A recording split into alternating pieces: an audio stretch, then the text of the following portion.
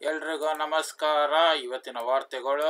Lalu Prasad Yadav RJD ಮುಖ್ಯಸ್ಥ ಅವರು ಹೇಳ್ತಾರೆ, ಮೂರನೇ ಹಂತದ ಚುನಾವಣೆಯಲ್ಲಿ INDIA ಒಕ್ಕೂಟದ ಪರವಾಗಿ ದೊಡ್ಡ ಪ್ರಮಾಣದಲ್ಲಿ ಮತದಾನವಾಗಿದೆ. ಕಳೆದ 2 ಹಂತದಲ್ಲಿ ಹಿನ್ನಡೆಯನ್ನು ಅನುಭವಿಸಿದ್ದ ಬಿಜೆಪಿ ನೇತೃತ್ವದ NDA ಈ ಹಂತದಲ್ಲಿಯೂ ಹಿನ್ನಡೆಯಲ್ಲೇ ಇದೆ.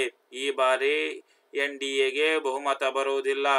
ಬಿಜೆಪಿ ನೀತಿಗಳಿಂದ ಬೇಸತ್ತಿರುವ ಜನರು ಬದಲಾವಣೆಯನ್ನು ಬಯಸುತ್ತಿದ್ದಾರೆ ಮತ್ತು ANDIA ಒಕ್ಕೂಟದ ಪರ ಒಲವು ಹೊಂದಿದ್ದಾರೆ.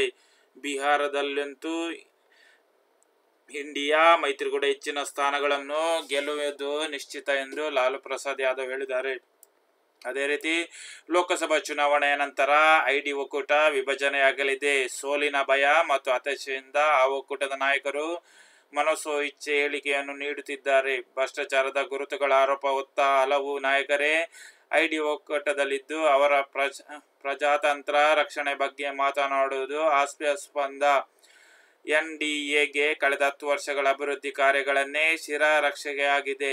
ದೇಶಾದ್ಯಂತ ಮೋದಿ ಅಲೆ ಇದ್ದು ಸ್ಪಷ್ಟ ಬಹುಮತದೊಂದಿಗೆ NDA ಮೂರನೇ ಬಾರಿ ಅಧಿಕಾರಕ್ಕೆ ಬರಲಿದೆ ಎಂದು ಯೋಗಿ ಆದಿತ್ಯನಾಥ್ ಉತ್ತರ ಪ್ರದೇಶದ ಅಧ್ಯಕ್ಷ ಹೇಳ್ತಾರೆ.